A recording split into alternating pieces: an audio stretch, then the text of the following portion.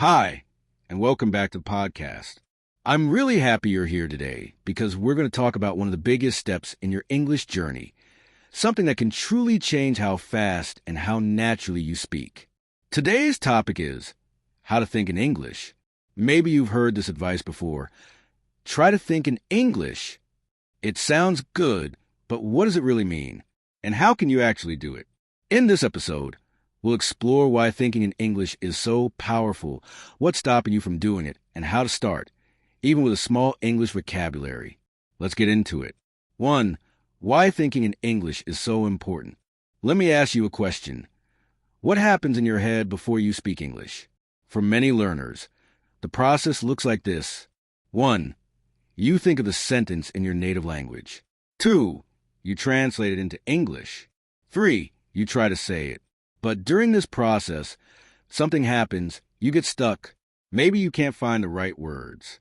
Maybe the grammar is confusing. Maybe you hesitate, pause, and lose confidence. This is totally normal. But here's the truth. Translating in your head slows you down. To speak naturally, you need to skip the translation step and go straight to English. That's why thinking in English is so powerful. It helps you speak faster, sound more natural, reduce mistakes, build real fluency. It's like changing the operating system in your brain. And yes, it takes time, but it's possible for everyone. 2, you can start small, even at B1 level. A lot of people think, I'm not fluent, so I can't think in English yet. That's wrong. You don't need perfect English to start thinking in English.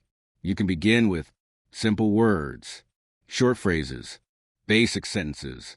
For example, instead of thinking, just think, I'm hungry, or I want food. It's not about thinking in perfect grammar. It's about changing your inner language one step at a time. 3, talk to yourself silently or out loud.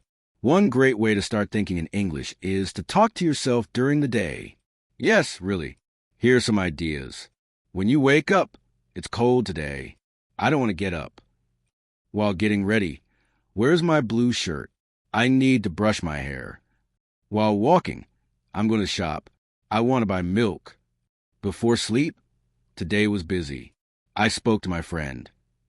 You can do this silently in your mind or quietly out loud. The important thing is to build a habit of thinking in simple English. Even 5 minutes a day helps. 4, name what you see. This is a fun and easy activity. Wherever you are, try to name things around you in English. Table, chair, window, bag, cup. Add simple phrases. The bag is on the chair.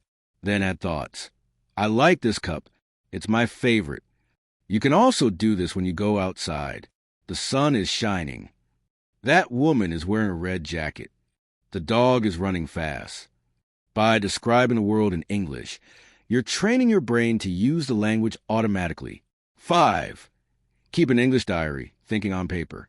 If speaking or thinking in English is hard at first, try writing your thoughts.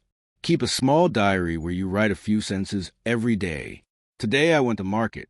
It was sunny. I bought tomatoes and apples. I feel tired. I didn't sleep well. I want to relax. This helps you turn your real thoughts into English. It's not just writing. It's thinking in English on paper. And over time, the process becomes faster and more natural in your head, too. 6, use English for decisions. Here's another fun idea. When you need to make a choice, do it in English. For example, should I go for a walk now or later? I want tea, but maybe I should drink water. This dress is nice, but it's expensive. These are simple, everyday thoughts. But they're great opportunities to use English in real-life situations. Every time you think in English, even about small things, your brain becomes more fluent. 7, use English when you're emotional. When you feel strong emotions, like being excited, angry, sad, or nervous, try to name your feelings in English. Say or think, I feel nervous before this meeting. I'm really happy today. Why am I angry? What happened? Why does this work? Because emotions are strong, and the brain remembers emotional experiences better. So these thoughts will stick in your memory. 8, avoid the perfect English trap. You don't need to think in long, complex sentences. Start with simple English. Even native speakers think in basic words like, where are my keys? I'm hungry. I need to go. Your thoughts don't need to be perfect. They need to be natural and useful. Over time, your brain will get better and build longer sentences. But first, give it permission to be simple. 9. Switch your inner voice. Here's a fun challenge. Pick 10 minutes a day when you only think in English. Maybe it's while you clean, while you cook, on your walk, during your shower. Set a timer and try to keep your thoughts in English the whole time. At first, it's difficult. Your brain will try to return to your native language. That's okay. Just gently push it back to English. This is real practice, and it works. 10. Don't wait, start today. You don't need a big vocabulary. You don't need perfect grammar. You just need to start. Thinking in English is like learning a new habit. The more you do it, the easier it becomes.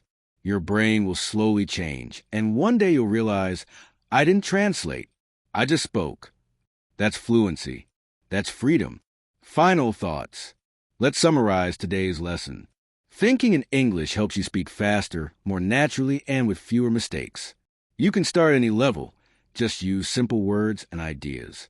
Try talking to yourself, naming things, writing a diary, or making decisions in English. Emotions, routines, and repetition will help you. The more you think in English, the more automatic it becomes. And remember, it's okay to make mistakes, even in your head. What matters is practice. Start small, but start now. Thanks for joining me today.